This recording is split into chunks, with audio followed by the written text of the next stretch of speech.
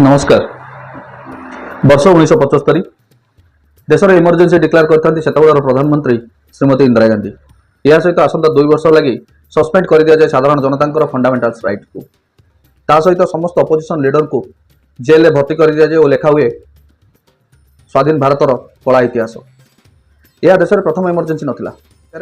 Indo China war और Indo Pakistan वार समय लगी इमरजेंसी। किंतु कहीं 1975 इमरजेंसी चर्चा सब देश में कराए।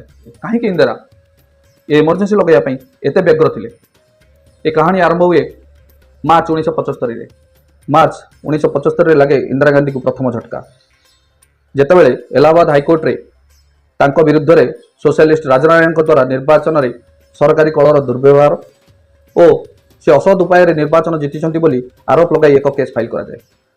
राजनारायण होती से व्यक्ति जे 1971 मसीह रायबरेली आसन इंदिरा गांधी विरुद्ध में निर्वाचन लड़ते। यही केस 12 जून 1975 हाइकोर्ट इंदिरा को दोषी सब्यस्त करे और लोकसभा निलंबन आदेश दि जाता, जहाँ विरुद्ध में इंदिरा सुप्रीम कोर्टर द्वारस्थ होते। से समय अपोजिशन करप्ट प्राइम मिनिस्टर इस्तीफा दिंतु नारा दे रास्ता को ओह्लई आसाला। 24 जून 1975 दिन इंदिरा समस्त अपील शुणिला सुप्रीम कोर्ट जज कहते आसंता 6 वर्ष लगी समस्त प्रिविलेज को छिन्न कर 6 वर्ष पर्यंत कौन निर्वाचन लड़ी पारे कि भोट दे पारे। हाँ, इंदिरा किंतु आसंता तथा फाइनाल हियरिंग पर्यंत प्राइम मिनिस्टर रही पारे। यह शुणी अपोजिशन प्रोटेस्ट इंटेंसिटी आहरी बढ़ी जाता। यह विरुद्ध में किसी कांग्रेस लीडर रास्ता को चली आसते इंदिरा गांधी समर्थन में। यह भितर राजनारायण रैली रे सामिल हो सारी से आह्वान देते तो छात्रों को कहते बाहर को आसी प्रोटेस्ट करूँ। जनता को कहते पुलिस वाला कथा न शुणु। पुलिस मान को कहते सरकार को कथा न शुणा। यह केवल गोटे सिविल डिसोबिडिएंट नथला।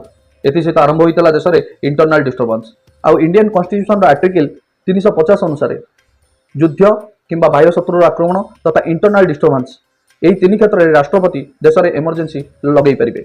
तेणु से इंटरनल डिस्टर्बेंस बाहाना करी इंदिरा गांधी 25 जून 1975 दिन निजर किसी मंत्री सह आलोचना कलापर एक लिखित चिठी पठाती से राष्ट्रपति फखरुद्दीन अली अहमद को रिक्वेस्ट करती देश में इमरजेंसी डिक्लेयर करिया एवं 25 जून राति डिक्लेयर हुए इमरजेंसी। तो प्रश्न ये उठे कांग्रेस और इंदिरा गांधी अपोजिशन प्रोटेस्ट को डरी कौन इमरजेंसी डिक्लेयर करते ना सुप्रीम कोर्ट फाइनाल हियरिंग को रोकिया यह एक माध्यम थिला।